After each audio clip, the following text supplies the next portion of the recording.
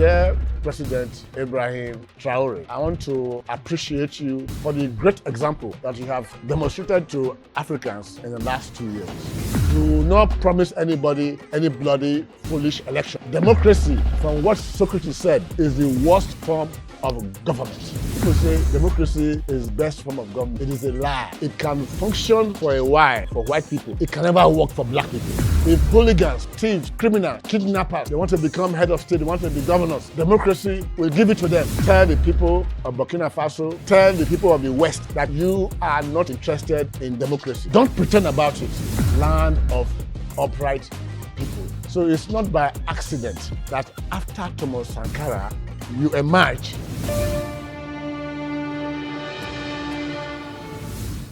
Hello everybody, my name is Dr. Caesar Osahene Iyayi.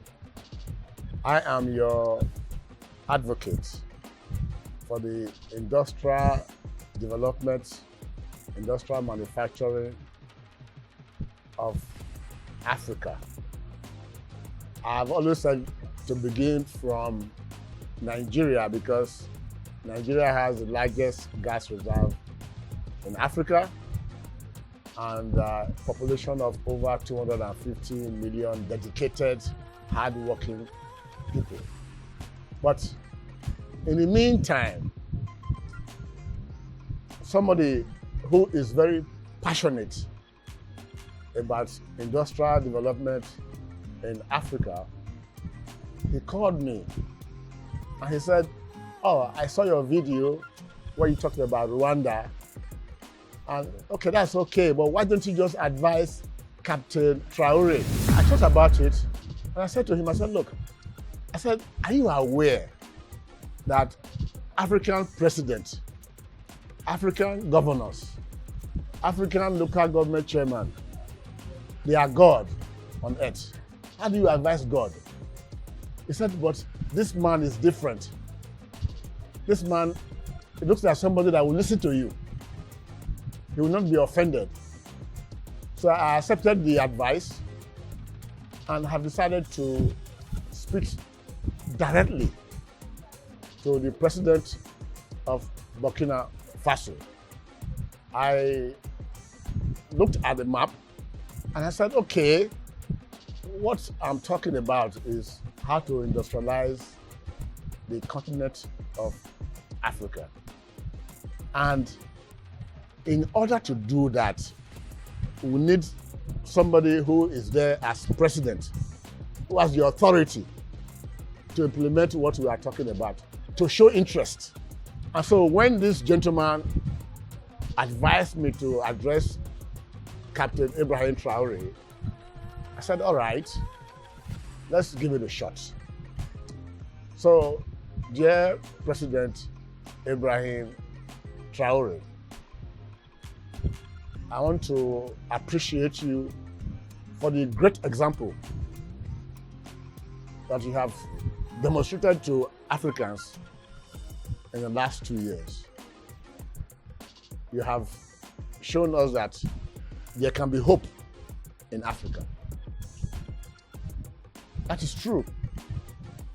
You got there by serendipity. Serendipity means that good things can happen by chance. And you are just the second person coming from Burkina Faso that is great.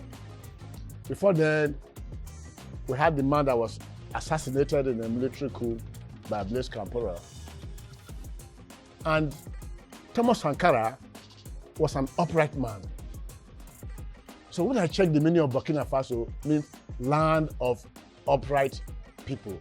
So it's not by accident that after Thomas Sankara, and we had the ugly interlude of Blaise Compaoré that ruined the country, you emerge like Thomas Sankara again. My first advice is that you should not make the mistake of Thomas Sankara, so that another Blaise Compaoré, who is supposed to be your best friend, will come and overthrow you and truncate the development of Africa again. You are already there. My advice to you before I talk about what I am suggesting to you to do to industrialize your country, the first advice I want to give you is how you should be able to maintain continuity in government. Number one, I will get to that point later. I'm going to talk about the government of Niger Republic, which is one of the Sahel countries. The reason I want to talk about Niger is for two reasons. One, the current president that is there now, Abdulrahman Chiani, General, is there as the president. He did an election for 5 years. So in March, he was officially elected to rule for 5 years. Why I'm talking about him is because of that very mistake that he made by conducting an election. The second reason is that I checked your country out. You don't have oil, you don't have gas, and you don't have coal. So how can Burkina Faso industrialize? I thought about it. I looked at the map. I said, aha, Niger Republic and Burkina Faso are best of the same feather. You are friends. You maintain the same ideology, although you are more boisterous. You are more of a great example because you don't only talk the talk, you walk the talk. So, I see Niger as a country that can provide you the energy in terms of gas, not gas now, but petrol, crude oil. Why am I saying that? I've already seen that Niger Republic is able to ship their oil by moving a pipeline through Republic of Benin to Seme port in Republic of Benin, where they now ship to the international market from the Atlantic Ocean. So if a pipeline can go from Niger Republic to Benin Republic to the ocean, it can also go straight into Burkina Faso. So those are the two connections. The first one that I want to talk about, should I advise you against, is do not promise anybody any bloody, foolish election. Democracy, from what Socrates said, and his common sense, is the worst form of government. Socrates, 360 years before Jesus Christ was born, that is almost 3,000 years ago now, he said democracy is the worst form of government. He said if the children want to play the role of adults, democracy will give it to them. If hooligans, thieves, criminals, kidnappers, if they want to play a role in government, they want to become head of state, they want to be governors, democracy will give it to them. And people say democracy is the best form of government. It is a lie. It can function for a while for white people. It can never work for black people. What is the problem? When you say democracy, it means one man, one vote. Nigerians or Africans do not have that awareness. So when people go to vote, they don't go to vote. They go to sell their vote. They don't understand the meaning of democracy. So it becomes a death trap for us. We are caught in a trap that we cannot escape. And the only way to escape it is to tell the people of Burkina Faso, tell the people of the West that you are not interested in democracy. Don't pretend about it. That is how Paul Kagame pretended about it, Rwanda, and now they have gotten to a point where age is eventually going to catch up with him. And so who's going to replace Paul Kagame? Who? There's no preparation for him. My advice to you is to assure the West that whatever raw material they want, you will give to them. Assure China whatever raw material they want, you give to them. But you want Burkina Faso to be industrialized. Make that a point. The West will not feel threatened if you allow them to have their own raw material. China will be happy if you allow them to have their own raw material. But for God's sake, don't make your country a commodity exporting country.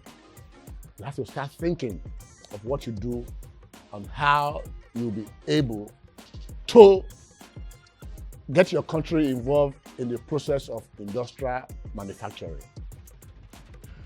And a time will come, I pray that God will be able to protect you so that you will be there for the next 30 years. But you should have a plan. After you, who's next? So they say, if you get lost in the bush, eat what the monkeys eat, and you survive. We are lost. So who can we copy from now?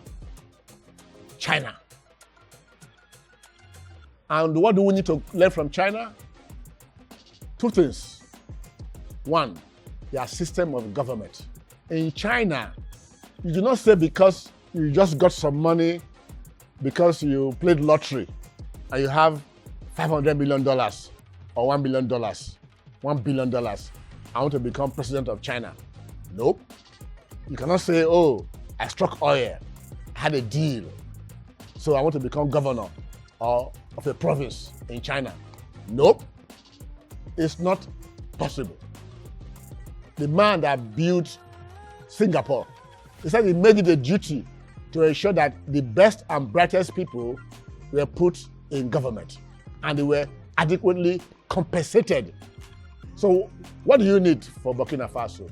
How does the Chinese system work? The Chinese system government is governed by only one party. And not everybody can belong to that party. To belong to the Chinese Communist Party is just communist. When I went to China, there's no communism in China. China is the greatest capitalist country in the world. When you hear communism, you think communism means that government will come and seize everything you have, and government will do everything, and they shall give you bread and do like they do in Russia. That is not the way it is in China. China is ahead of the industrialized world. Capitalism. They are the number one capitalist country in the world. How did they do it?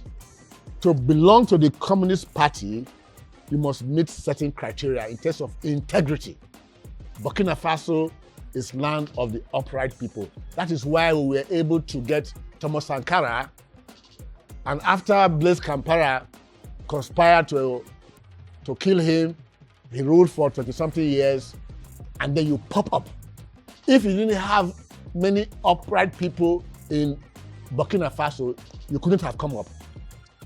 So that means that Burkina Faso has a lot of people that are upright. So your duty is to think about the future of Burkina Faso. Maybe Burkina Faso is what is going to trigger the industrial manufacturing process in the whole of Africa. The reason being that even if you have all the raw materials, even if you have all the people, even if you have all the oil and gas, and you don't have the right leadership, you cannot bring about development in Africa. If you don't have it, and you have the willpower, you have the mind, you have the determination, just like you do, you'll be able to transform not only Burkina Faso, but Africa. So the first thing you need to do is how to ensure that somebody does not come out and overthrow you. So watch everybody. There's no such thing as my best friend. There's no such thing as my family. Be suspicious of everybody. Those that share the same idea with you, you will know them by their action. People can deceive you with their words, their utterances. But if you are wise, be as wise as a serpent and as harmless as a dove. If you are wise, you should be able to see people, the way they react when you make progress, the way they criticize you in your absence, The way they celebrate your defeat is an indication that they are not in your support. Look for courageous people that you use to surround yourself. And empower those that are working hard in your government financially, so that they will not be tempted to say, oh, if we can just overthrow this man, we'll be able to drive the best car. You have shown good example by driving a Land Rover. Okay, that's okay. But if you just drive Land Rover alone, that will not make Burkina Faso great. It's a good example you are showing. That is very great.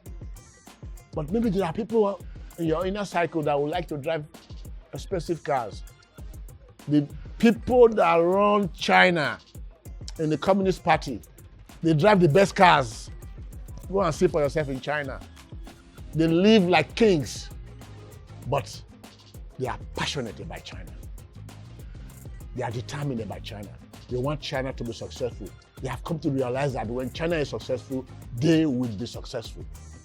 Let people share that dream with you. It's not a matter of let's work here on earth. Our reward is in heaven. Our reward should be on earth. Those people that are supporting you, their reward should be right here on earth, right there at Burkina Faso, so that nobody can tempt them to try to eliminate you, so that they can put their hands on wealth. Let them know that wealth is possible even with you in power. Because the greatness of your economy will not come from only being frugal, but from having the capacity to add value to raw material. If you don't do that, even if everybody is riding a bicycle in Burkina Faso will never be great. So, on the political front, the Chinese government is not governed by the military. The military, they are underneath the party. You can learn from China how they did it. I'm not an expert on how they did it. There are many people that probably know better. But if you want to find out, it's possible. Find out how they are able to do it. If they can do it, why can't black people do it? That is the question I ask myself all the time. It is possible. So let's find out how the Chinese people were able to do that. Do you know that the Indians, they are probably more cerebral than the Chinese? Do you know what's holding India back? They want to do any project. They have more than 500 political parties, more than 900 million voters. How do you get 900 million people to vote on an issue that will bring about the common good? It's not possible. So the people that vote to elect a governor of a province in China, the people that vote to elect the president in China are not the Chinese people. They are members of the Communist Party.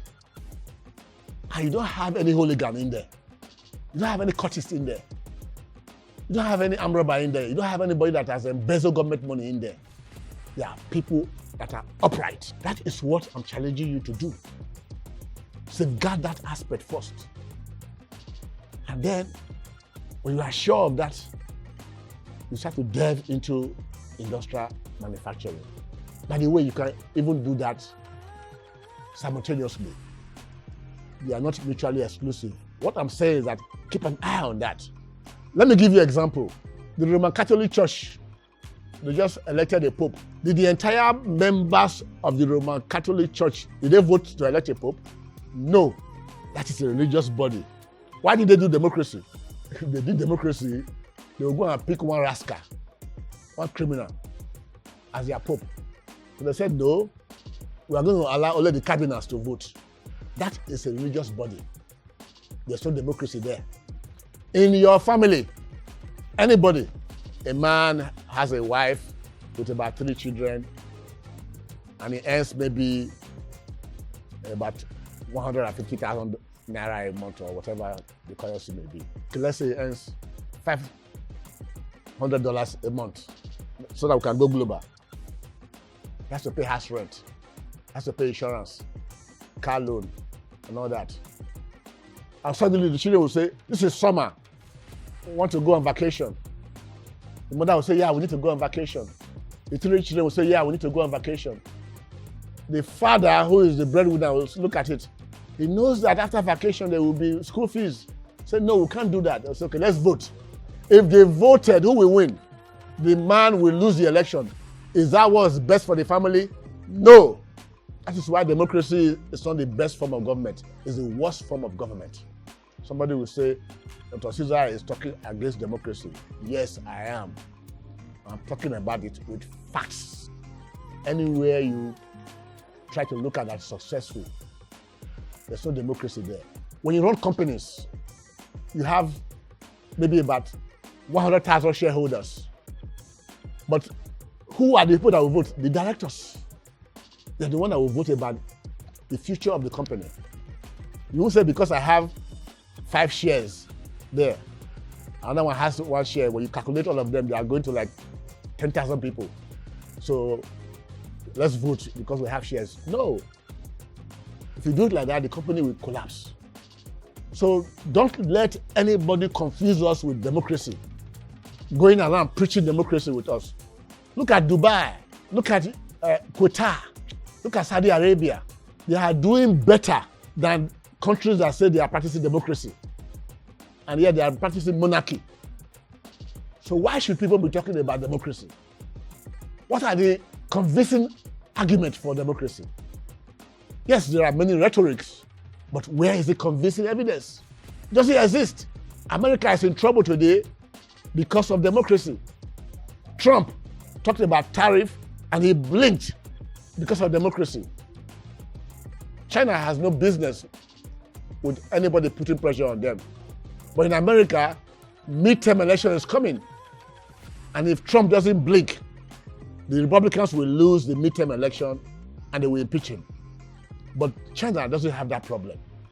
India cannot take a decision. China, they wake up one day and say, the entire city, we are going to tear the whole city down and rebuild everything. They have figured it out that that's what's best for their country. It's not subject to debate. It's done. And in 10 years, you come back there, you see cities that are first class, better than any American city you can imagine. When you go to China now, you see that Britain is not an Asian city, an Asian country. London is not an Asian country. Compared to Shanghai, Zhangzhou, not even close. Best railway system in the world, producing more electricity than any country in the world, best transportation system in the world, maritime best, port-wise best, in terms of infrastructure best in everything. Electricity 2 or 3 times the capacity of the USA. How did it happen? In 1980, when I was in America, China was an agrarian country. Between 1980 and 2024, how many years is that? 40-something years, and the whole country changed. That can happen in Africa also. It can happen. But somehow we try to imagine that it's not possible. Everybody makes us to believe that it's not possible. But I continue to say it is possible if you get things right. China is very patient. They want Taiwan, but they're not going to fight over it. They can invade and create confusion, just like Putin is. Putin has the largest country in the world, 2.5 times the size of America, and he's still fighting for more. What are you going to do with it? You have a 2 trillion economy. You don't produce anything. You only export commodities. And you work with a swagger. And you are threatening the world that anytime there will be a 3rd World War because you have nuclear bomb. But the Chinese, they are planning 1,000 years ahead. Africans plan for only one day, today. Yesterday, you don't remember. Tomorrow, you don't care. Only today. It is you, President Ibrahim Traoré, that is beginning to think in terms of the future. And you are giving a new hope for the African people. And having said that about democracy, let me tell you what I think you can do. Like I said before, I checked out, you don't have coal, you don't have oil. So how do you now power your plant to generate electricity? Forge a tie with Niger Republic, with Abdul Hamame Chiani. I'm also addressing General Abdul Hamame Chiani of Niger Republic, because you already have a refinery in your country. With that refinery, you can produce up to about 8 or 9 different products. Fractionation system, from your refinery, you can get natural gas, that's petroleum gas. And when you do a cryogenic system on it, it becomes LPG, liquefied petroleum gas you can have. That can power turbine in your country. Kerosene, aviation gas. You have petrol, you have diesel, you come down, you have plastics. You come down, you're going to have oil, that is engine oil. And then you have 60-70, which you call bitumen. And then you have LPFO, HPFO, and all that. So you have so many products there. With that, you can concentrate your energy, because the moment you are able to hit where you have your petroleum reserve, the natural gas will come out. That natural gas can be used to power your factory in Niger. But Burkina Faso doesn't have that. I chose to address Ibrahim Traoré because I see that he has that energy in him, that determination. I have not seen that in the leader of Niger.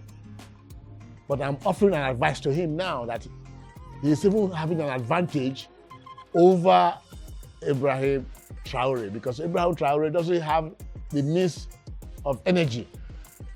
He will need to find out how he can develop a pipeline. It's a tall order from Niger Republic to Burkina Faso, and then set up a refinery. The purpose of that refinery is to have enough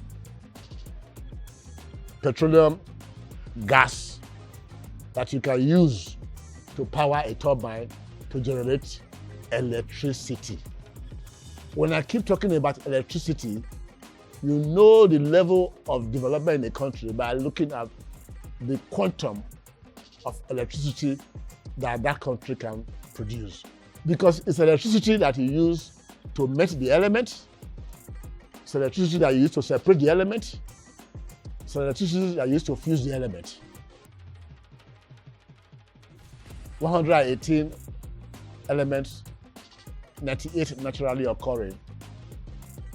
And let's just talk about a simple one now. Because I was looking at Guinea. Guinea exported over 150 or 200 million tons of bauxite last year. And if you divide that by 8, because from 8 tons of bauxite, you can make 1 ton of aluminum. You see that the GDP of Guinea, that is just about 30 billion, could go to, if you were to produce aluminum in your country there. There's only one plant now that is producing alumina. That's not aluminum yet. You still need that aluminium to smelt it to make aluminum. Nobody is doing that in Guinea. And I heard that President of Guinea has been putting pressure on the companies there to start the process of producing aluminum, but nobody is listening to him. But what does China do? China, they have 2 parts to their economy. There's one part, which is about 50%, that entrepreneurs are doing. They can make profit doing that, so they go and do it. Then there's another part that has to do with infrastructure. That entrepreneurs, if they put their money in there, they may not get their money quickly. So they don't want to do it. So the Chinese government, they put their money in there and do it. So you see, there are two sides to the Chinese economy. One is the part run by entrepreneurs, and the other part is run by government. So why are they not embezzling the money in the Chinese company run by government? That answer was provided by President Xi, an old man who was in his 80s when they brought him to power around 1980 something. And he said, from now on, if you are corrupt, one bullet for you. After he killed so many people, everybody knew that it was time to sit up. When you know that you embezzle government money, you are going to be executed. By the time they execute maybe about 3,000 people, everybody will come to their senses. That is the truth. It is when people embezzle government money, nothing happens to them, then they continue to do it. I'm not saying that we can ever be angels. It is not possible. You cannot jump into a river and water will not enter inside your mouth. We are saying, don't just go there and embezzle everything. Allow the country to survive. Nobody's an angel. So if you are in government, your duty is to ensure that government succeed and the economy succeed. After all, if you're in the private sector and your big company is doing well, you get bonuses. So if people are running the country well, they should also get bonuses. Not the type that people provide, where they say because you have served for 8 years as governor, you are now entitled to 2 Jeep, you are entitled to so and so every year and all that, entitled to this, entitled to that. They came and stole our money and they are still entitled to things. It's only in Africa I hear that people want to be paid pension. People that stole our money, they want to be paid pension. What did they do? Our market women, our mothers, they work inside the market throughout their lives, selling garri, tomatoes, pepper, egusi. Where's their pension? You have men working as security guard everywhere. Where's their pension? People working in the farm. They serve Nigeria, they serve Africa more than others. Where's their pension? So you don't have civil servants. But when you go to their offices, they'll cross their legs and be intimidating people. You go to hospitals, they don't attend to you. They are screaming at patients. They are the ones that are now saying, where's our pension? We are pensioners, we are dying. It's fraud. The point is this. The man that revived and made sure that Singapore moved from a third world country to a first world country, he gave incentive to those that piloted the affairs of the country. Generous incentive. They picked the best and brightest and put them in government. And they said, don't steal government money. If people have needs, you have to meet their needs. If you have employees and they have needs, you have to meet their needs. Otherwise, they will not be loyal to the company. It's the same thing with government. If people are working for government and they are compensated, then they will do more. So my advice to President Ibrahim Traoré is that get your government working and encourage them. If they want to drive Mercedes, let them drive a Mercedes, but they should work for it. To say they should just drive Land Rover or drive Volkswagen and all that, they will not be happy with you. See what happened to Cuba. See what happened to Russia. They tried it. It didn't work. Even in China, it didn't work. Because human beings, they want to live a good life. You have only one life to live, and you must make it to count. Dear President Ibrahim Traoré, I want to appreciate you for the great example that you have demonstrated to Africans in the last 2 years. Do not promise anybody any bloody, foolish election. Democracy, from what Socrates said, is the worst form of government. People say democracy is the best form of government. It is a lie. It can function for a while for white people. It can never work for black people. If hooligans, thieves, criminals, kidnappers, they want to become head of state, they want to be governors, democracy will give it to them. Tell the people of Burkina Faso, tell the people of the West that you are not interested in democracy. Don't pretend about it. Land of upright people. So it's not by accident that after Thomas Sankara, you emerge